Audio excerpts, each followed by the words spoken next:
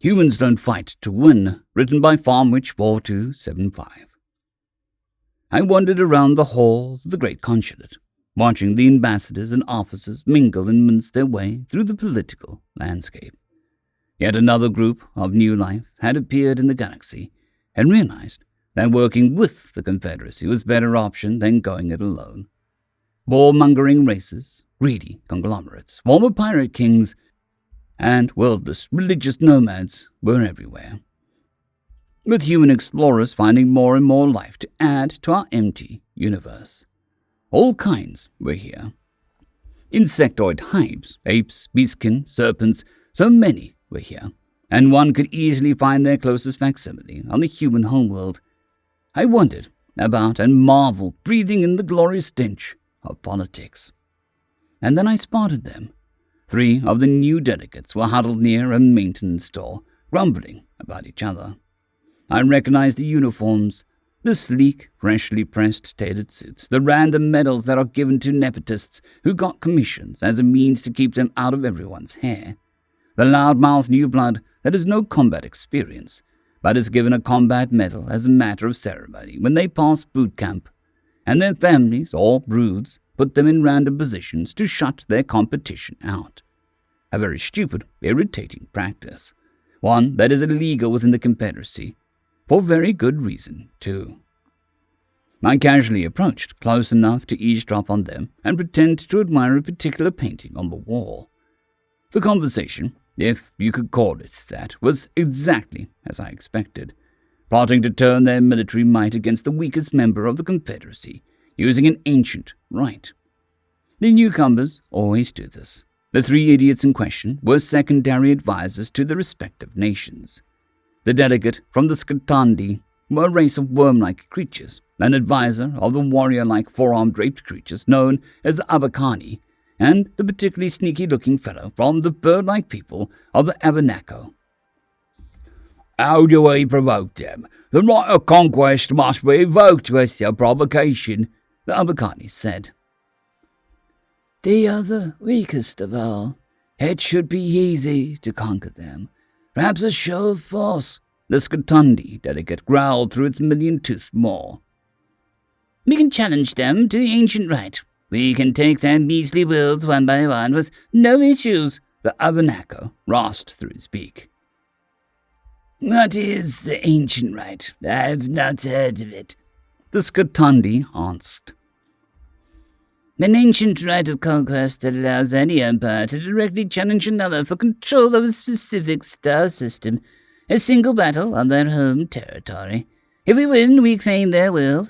Am I the only one of us to actually bother to read any of the documentation? The Vanaco squawked angrily. It is then settled. But what do we do? I say we strike an outer colony, probe their defenses. If we win, we challenge their homeworld, the Skantandi growled. It was here that I could no longer hold myself together and burst out laughing as I approached the trio of morons. They all looked at me sheepishly. Oh, I love the new blood. On one hand, listening to stupid people attempting to explain how the universe works is hilariously funny. On the other hand, I truly question my faith in civilization when stupid people talk. How dare you, the Abakani barked. Oh yes, indeed, how dare I call the nepotistic, shut the hell up poster boys of soon-to-be-dead empires stupid. How dare I assume the fresh blood who have not read any of our historical documentation would be stupid. I am so sorry I made the assumption that the loudest voices in the room are always the stupidest. I am also sorry that my 300 years of work in this establishment is completely destroyed by the great stonking nitpick cannons of 3 useless noblemen. Oh wait, I'm not sorry, I said, approaching them.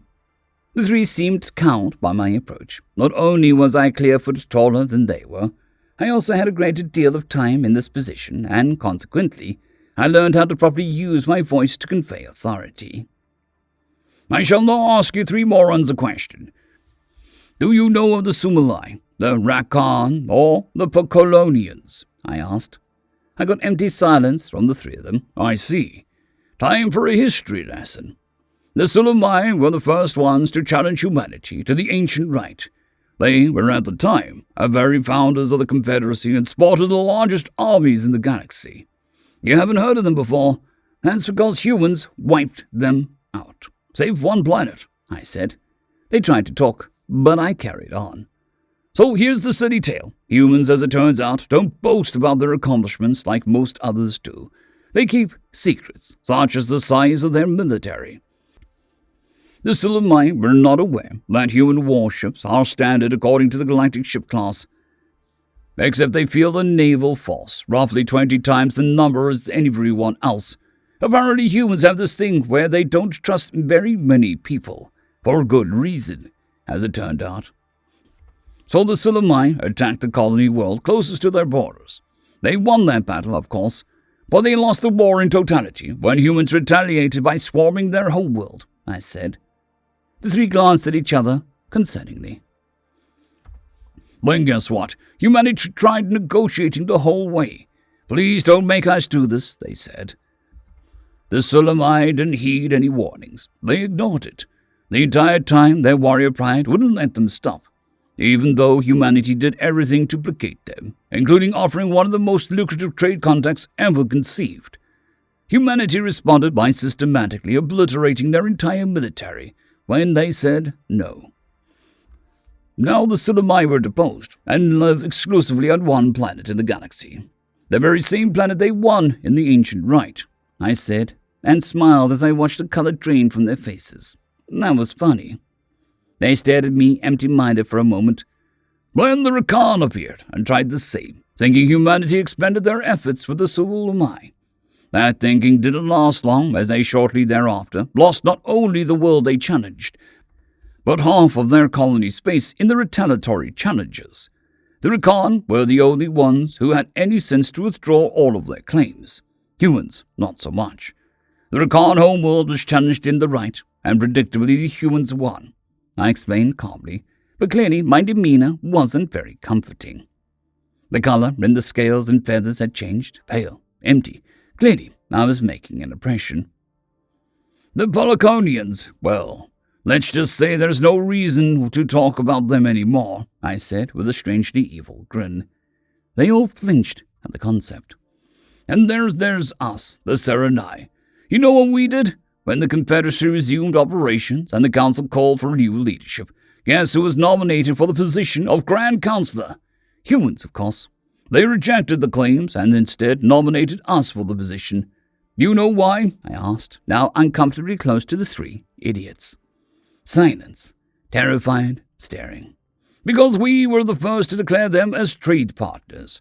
We were the first to see them for what they were, and now we are among the wealthiest nations in the Confederacy, and also the most well-armed and well-kept.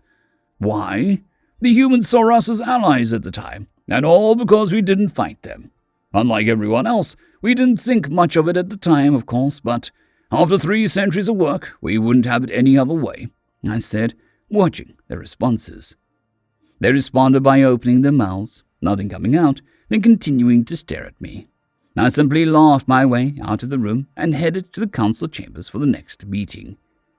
The next hour or so was predictable troll, comments on policy, arguments for budgetary limitations, and the usual politicking. I, however, couldn't wipe the smirk off my face as I waited for the Terran Federation to speak. Finally, the time came.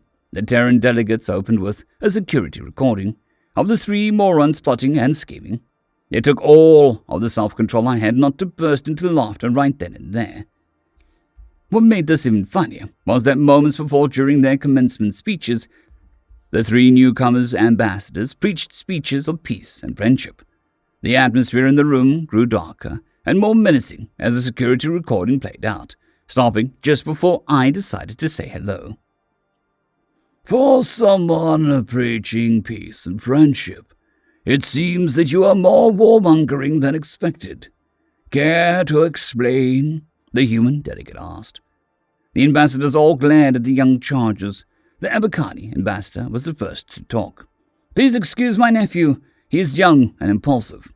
And apparently very aggressive and warlike. You let these people operate your diplomatic corps? The Terran asked. Well, the galaxy is a hostile place, after all. One has to have soldiers on hand in case diplomacy fails, the Abaconda replied. We've heard that excuse before. Let me guess, fresh out of Officer Academy, given a station either as family courtesy or as a means to shut them up so actual soldiers could work properly, the Terran said. I had to wrap my hands around my mouth to stifle a laugh. I was barely holding on to it at this point. This was all too funny. The alien ambassadors responded by shuffling and looking away in shame. As expected. Play the rest of the recording, please, the Terran said, then allowed the recording to resume. My brilliant explanation followed, resulting in not only the newcomers becoming rather terrified, but also several other members of the council responding in kind. I was beyond hope at this point and was barely holding it in. Well, that was enlightening, the Abakani ambassador said as he glared back at his nephew. So now that you have an idea of what's going on, perhaps you'd like to think this warfare stance, the Terran asked. We had no warfare stance. We came here to engage in peace, the Abakani ambassador protested. Then would you care to explain why there appears to be a backroom scheming going on? The Terran asked forcefully. Because my nephew is a snorkel blat, the Abakani ambassador yelled loudly, then reached over with one large fist and bashed the poor boy over the head. I officially lost it. I wheezed out a laugh and collapsed to the floor in a state of hysterics, and gasped out several words I can't recall due to being short of breath from laughter. It took me several minutes to regain my composure as I rolled on the floor. I was still giggling to myself as I crawled back into my chair. When I finally calmed down, I simply spoke, casual and free. And this, boys and girls, is why humanity's political acumen is so strange. It's a paradox within its own paradox, and I quote, humanity doesn't fight to win, it fights to make sure it never has to fight ever again. We don't go halfway, we go all the way and make sure that we don't have to go again, even if it's by example. God, I remember that man. Great Admiral Joseph, may he rest in peace, I said. The Terrans and half the assembly tipped their heads in a moment of silence. It's brilliant as well, an incredible way of thinking, contradictory though it may seem.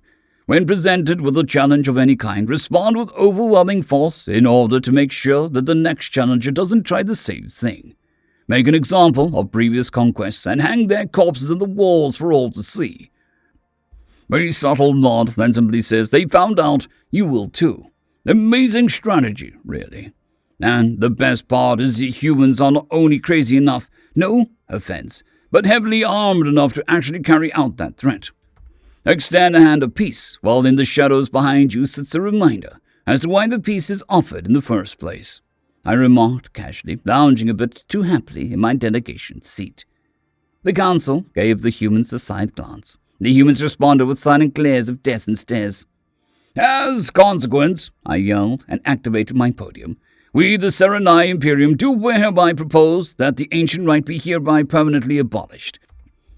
As good a litmus test as it is for newcomers in the galaxy, I dare say the example has been made and that the law is no longer of value. I do welcome the newcomers to the Confederacy, and I dare say a lesson is learned. They know their place as much as we do. I vote we welcome the 3 newcomers and hope for a prosperous future. I bellowed proudly. The council all agreed, nodding.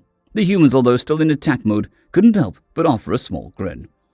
I hereby propose a vote to the Council, Proposition 4418 of Proposition 4419, inclusion of the Skadandi, the Agbakandi, and the Evanako, to be formally entered into Confederacy forthwith, provided they complete the orientation as needed, and the permanent abolition of the ancient right of domination.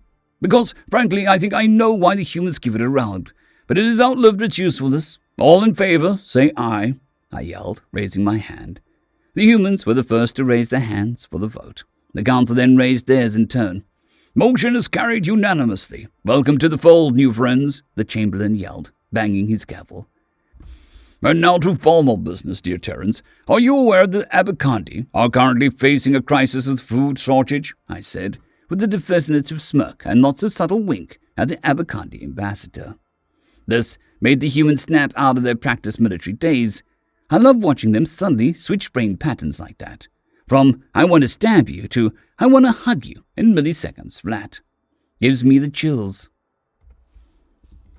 End of story. I would like to thank our T5 members and patrons, Casper Arnholtz, John Creighton, Vidmori, 050, Dragzoon WRE, and Elijah Silvercross. Thank you very much.